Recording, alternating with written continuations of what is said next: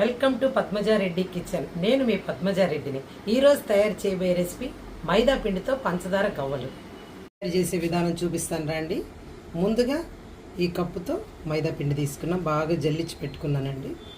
ఇందులో ఒక స్పూన్ తండి కొంచెం సాల్ట్, ఇందులోనే ఇప్పుడు కాగబెట్టుకున్న ఆయిల్ అండి, కొంచెం ముందుగా వేడి ఆయిల్ కాగబెట్టుకున్నాను.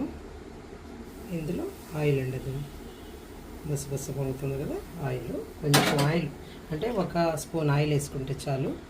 ఆయిల్ని అలా చేత్తో కలిపెడితే కాలద్ది కాబట్టి ముందుగా స్పూన్తో అలా కలిపెట్టి తర్వాత బాగా కలిపేసుకోవాలండి.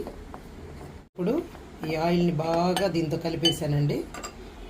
బాగా ఇంకా చేత్తో బాగా ఇలా పిసికినట్టుగా కలిపేసుకొని ఇందులో మంచినీళ్ళు, వాటర్ కొద్దిగా పోసుకుంటూ మన చపాతీ పిండి ముద్ద ఎలా కలుపుకుంటామో అలా కలిపేసుకోవాలండి. ఇప్పుడు చూడండి, బాగా చపాతీ ముద్దలాగా కలిపేసాను. చూడండి, చపాతీ ముద్ద ఎలా కలుపుకుంటామో అలా కలిపేసాను. ఇలా ఒక 10 నిమిషాలు పక్కన పెడతాను మూత పెట్టి.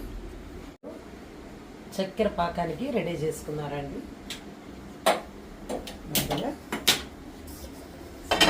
పాన్ పెట్టి స్టవ్ పైన ఇందులో ఇందాక మనం కప్పు మైదా పిండి తీసుకున్నాం కదండి, ఈ పాకానికి 3/4 కప్పు పంచదార,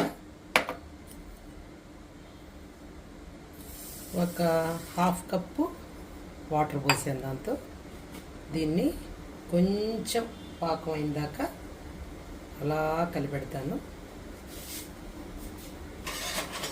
ఇప్పుడు ఈ పాకాన్ని అలా కలిపెడతా ఉంటే పాకం వచ్చిందాక చూద్దామండి. ఇప్పుడు ఇందులో ఒక 3 యాలకులు అండి పొడి చేశాను, వేసాను. అందులో అలా పాకం పడేంత వరకు చూపిస్తాను నేను మీకు పాకం. ఇప్పుడు పాకం చూడండి, ఇలా అనుకొని ఇలా అంటే పాకం లాగుతుంది చూడండి, అంతే పాకం అయిపోయిందండి. పక్కన పెట్టి మూత పెట్టుకుంటాం వేడి తగ్గకుండా. పంచదార పాకం రెడీ చేసి పక్కన పెట్టుకున్నానండి.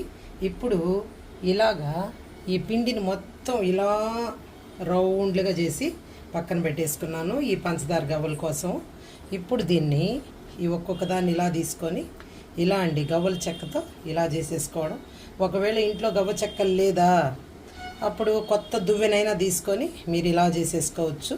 ఇదే విధంగా ఇప్పుడు ఆయిల్ కూడా బాండల్లో పోసి సిమ్లో పెట్టుకున్నానండి.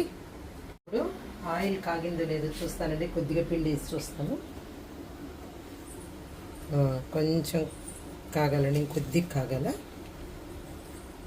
ఇప్పుడు ఇందులో మనం తయారు చేసి పెట్టుకున్నాం కదా గవ్వల్ని, అవి అందులో వేసేస్తాను. ఏం లేదండి, ఈ మనం ఇప్పుడు వేసుకునేటప్పుడు దగ్గరగా అనిపించినా ఇవి వేగేసరికి మనకి విడివిడిగా వచ్చేస్తాయండి. చూడండి, ఆ గవ్వలు ఇలా బ్రౌన్ కలర్, గోల్డెన్ బ్రౌన్ ఈ కలర్లోకి వచ్చిందాక వేయించుకొని ఇప్పుడు దీన్ని ఇలా దీనిలోకి తీసేస్తానండి.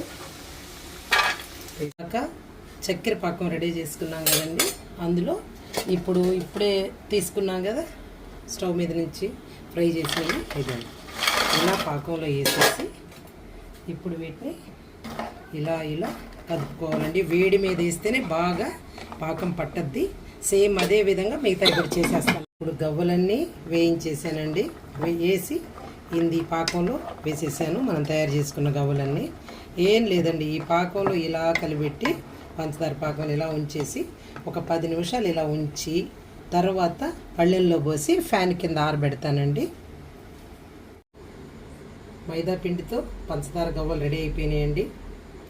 ఏం లేదండి, చాలా తక్కువ టైంలో తక్కువ ఖర్చుతో మనం ఈ స్నాక్ తయారు చేసుకోవచ్చు.